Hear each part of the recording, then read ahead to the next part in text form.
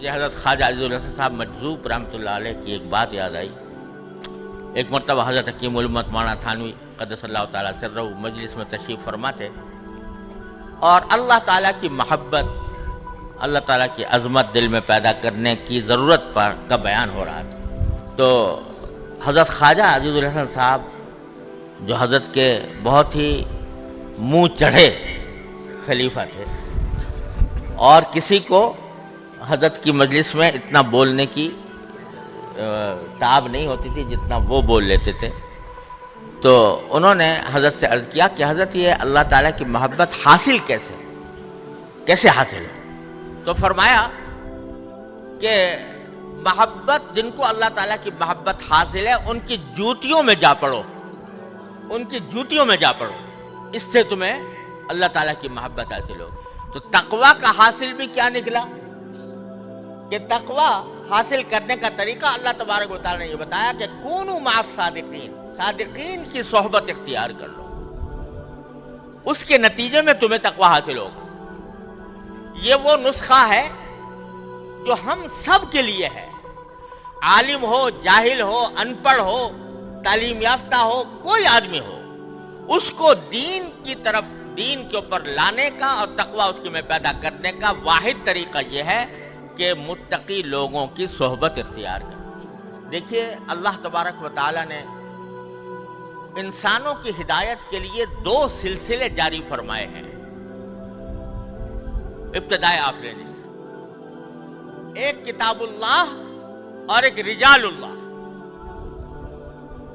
یعنی ایک طرف کتابیں نازل فرمائی، آسمانی کتابیں، تورات، زبور، انجیل اور خاتمۃ الکتب قرآن کریم، اور دوسری طرف رجال اللہ یعنی اللہ کے وہ بندے جو اس کتاب پر عمل پیرا ہیں، ان کا ایک سلسلہ جاری فرمایا. انبیاء کرام علیہم السلام، اس کے بعد صحابہ کرام، اس کے بعد تابعین، اس کے بعد تبع تابعین، بزرگان دین، اولیاء کرام، یہ سارا کا سارا سلسلہ ہے رجال اللہ کا.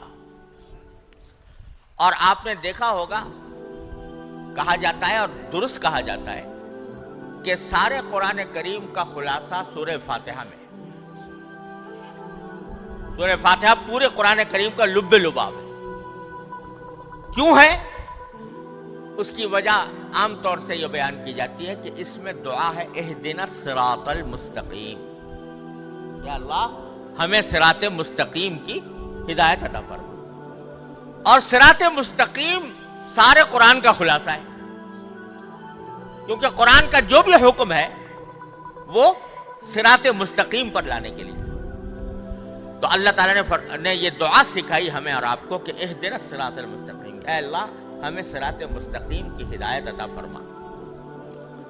اب وہ صراط مستقیم کیا ہے اس کو اللہ تعالیٰ نے جو آگے بیان فرمایا وہ کس طرح، صراط الذین انعمت علیہم،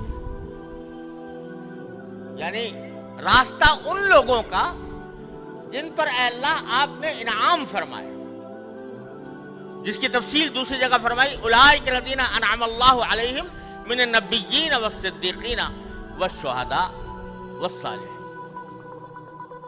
تو جب صراط مستقیم کی تعریف کرنے پر آئے اللہ تبارک و تعالی تو یہ نہیں فرمایا صراط القرآن،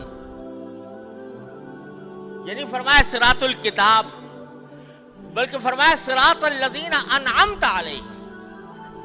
بتلا دیا کہ کتاب تو ہم تمہیں دے رہے ہیں، ہدایت والی کتاب آگے آ رہی ہے، لیکن اس کتاب پر عمل اس وقت تک نہیں ہوگا جب تک کہ الذین انعمت علیہم کے ساتھ اپنے آپ کو وابستہ نہیں کرو. جب تک ان کے ساتھ اپنے آپ کو وابستہ نہیں کرو گے، ان سے دین کو نہیں سیکھو گے، ان کی طرز عمل کو نہیں دیکھو گے، ان کی صحبت میں نہیں رہو گے، اس وقت تک اس کتاب پر ٹھیک ٹھیک عمل کرنے کا سلیقہ تمہیں نہیں آئے گا. اور مثبت طریقے سے بھی نام لیا تو رجال کا نام لیا، صراط الذین انعمت علیہم. منفی طریقے سے نام لیا تو بھی رجال کا لیا، غیر المغضوب علیہم ولا الضالین، یعنی ان کا راستہ نہیں جن پر اللہ آپ کا غضب ہوا، ان کا راستہ نہیں جو گمراہ ہوئے، بلکہ راستہ ان کا جن پر اے اللہ آپ نے انعام فرمایا. تو دونوں باتیں بتا دی کہ ایک تو اس قرآن پر صحیح عمل اس وقت ہوگا جب تم قرآن پر عمل کرنے والوں کے ساتھی بن جاؤ گے اور ایسے لوگوں کی صحبت سے پرہیز کرو گے جن پر یا تو اللہ کا غضب ہے یا جو گمراہی کے راستے میں بھٹکے ہوئے. تو سارا سورہ فاتحہ میں سارے قرآن کا خلاصہ اللہ تبارک و تعالی نے جو بیان فرمایا تو اہدنا الصراط المستقیم تو ایک آیت ہے اور تشریح اس کی 2 آیتوں میں ہے. صراط الذین انعمت علیہم غیر المغضوب علیہم ولا الضالین. اس سے ہمیں اللہ تبارک و تعالی نے یہ سبق عطا فرمایا کہ دین کو اگر سمجھنا ہے تو اور دین پر عمل کرنا ہے تو اس کے لیے ہم نے تمہارے واسطے رجال اللہ کا سلسلہ جاری کیا ہے. اس رجال اللہ کے سلسلے سے وابستہ ہو کر ہی تمہیں دین صحیح سمجھ میں آئے گا اور اسی رجال اللہ کی وابستگی سے تمہیں دین پر عمل کرنے کا طریقہ معلوم ہوگا.